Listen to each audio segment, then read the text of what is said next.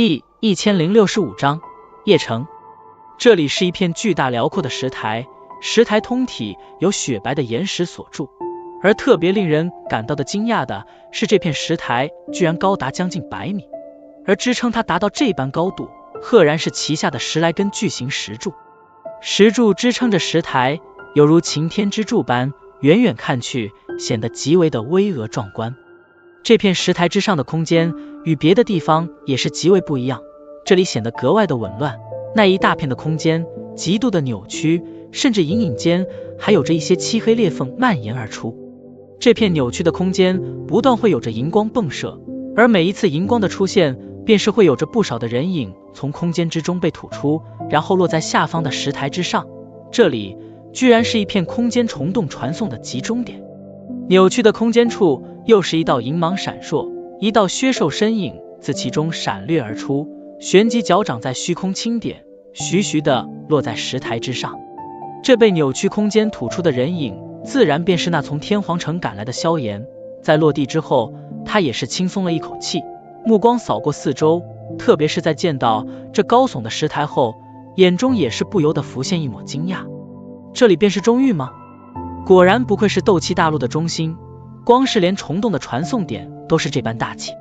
目光在那热闹的石台之上扫过，萧炎发现了不少身穿炼药师袍服的身影，当下暗暗咂舌，不愧是丹域，在别的地方颇为稀罕的炼药师，到了这里却是算不上什么罕见。中域最新消息，冰河谷开出天价，找寻恶难独女，若是有能提供其方位者，便是能将冰河谷的天价悬赏收入囊中。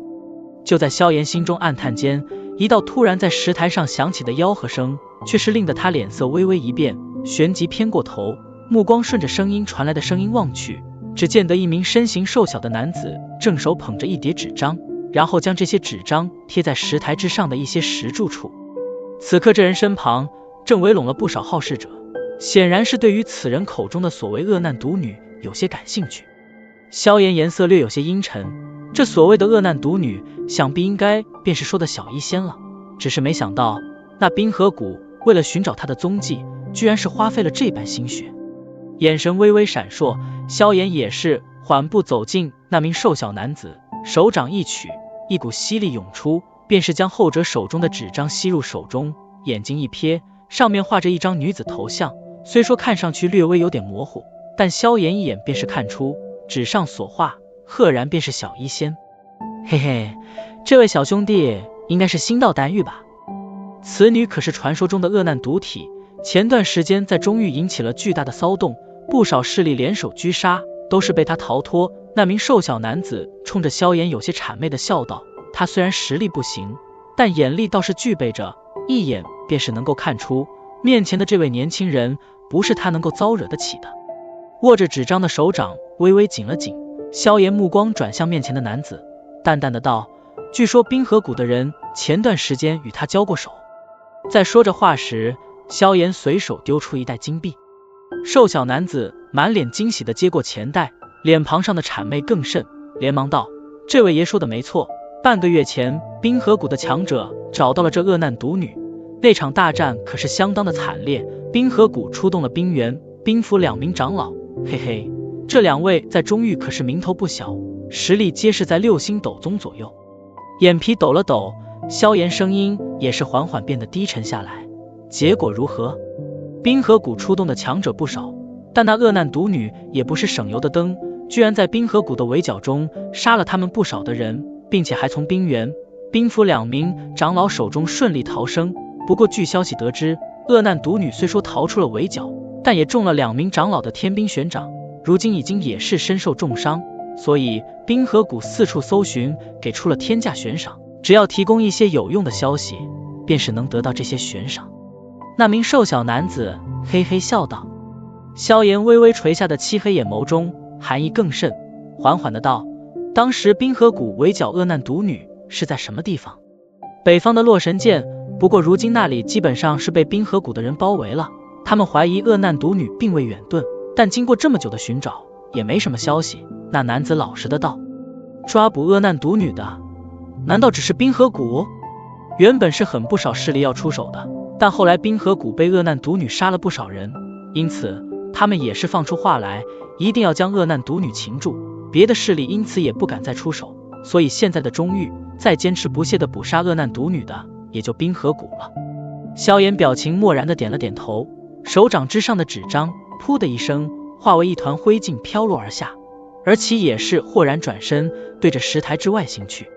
走到石台边缘，萧炎从那戒中将柳琴所赠的地图取出，仔细地查看了一番，辨明方向，然后目光转向北方，低声自语道：不管是洛神剑还是邺城，都是在这个方位，不过邺城最近，1天之内应该便是能够赶到，看来我得加快行程了。照先前那人所说，小医仙此刻的情况恐怕并非很好。想到此处，萧炎的心头便是杀意涌盛。小医仙的实力，即便是揭开了恶难毒体的封信，也顶多只能与一名6星实力的斗宗抗衡。若是对方是2位6星斗宗的话，那他必然不会是他们的对手。这个冰河谷为了擒住小医仙，看来也是使尽了手段啊。冰河谷若是他有什么3长2短，小爷便与你们势不两立。漆黑眸中杀意涌动，萧炎脚掌猛地一跺地面，身形暴掠升空，旋即化为一道红芒，对着北方天际闪电般的掠去。邺城距萧炎所处之地并非很远，也就1天左右的路程。不过在中途时遇见一些城市时，萧炎也是有所停留，因为他需要收集兽火。不过不得不说，丹域不愧是中州乃至斗气大陆的中心，这里的一切东西都远比外面更加容易寻得。当然，前提是你必须拿出足够的金钱或者别人中意的换取之物。一路而来，萧炎停留了5座城市，收获却是有些出人意料的丰富。光是兽火，他便是弄到了12种，而且炼制躯体所需要的材料也同样是被搜寻了不少。这种满载而归的收获，倒是令得萧炎那阴沉的脸色略微松缓了一些。赶路中，萧炎也是抓紧一切时间，将那些弄到手的兽火，除了将其中一种颇为奇异的兽火留作备用外，其他的则是被其尽数炼入体内，然后逐渐的融入体内的那4化生火火种之中，令得火种迅速扩展。待得萧炎将那最后一种兽火也是融入火种之后时，那远远的天边，一座深绿色的庞大城市也是隐隐的浮现而出。这座城市坐落在一片平原之上，在城市周围则是一片葱郁的森林，一条条通天大道从森林之中蔓延而出，然后延伸至视线尽头。到了吗？望着那坐落在森林之中的城市，萧炎也是轻松了一口气，旋即心神一动，速度再度猛然加快。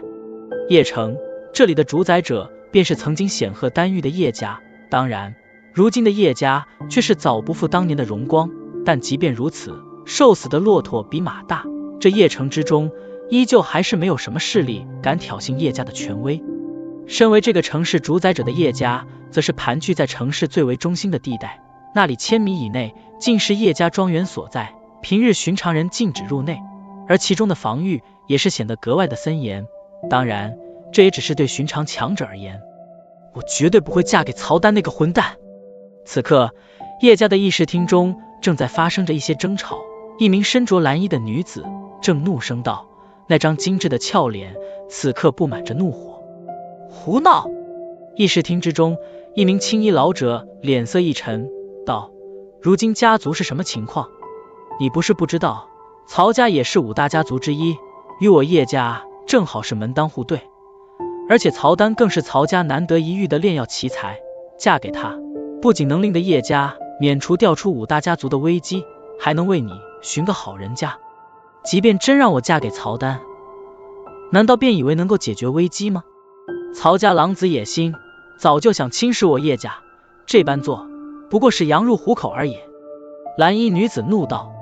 她的话令得那名青衣老者一滞，旋即沉声道：这不行，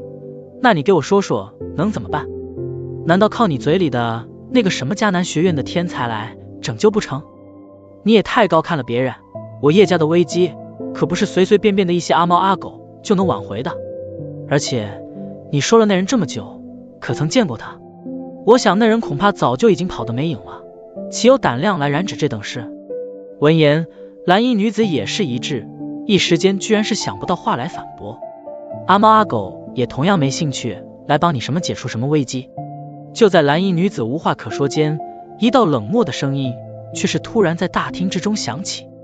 熟悉的声音盘旋在耳边，蓝衣女子先是一怔，旋即满脸狂喜的转身，望着那大厅门口缓缓浮现的一道年轻身影，惊喜失声道：萧炎大哥。